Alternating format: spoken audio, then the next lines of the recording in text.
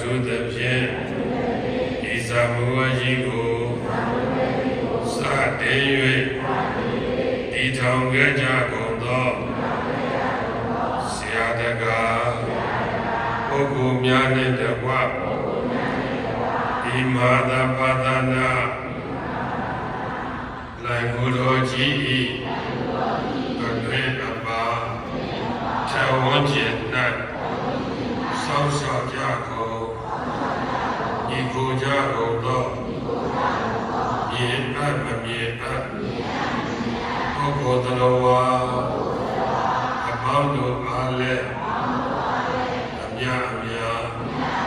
ပြုဝေကြပါကုန်၏အမြတ်ရ၍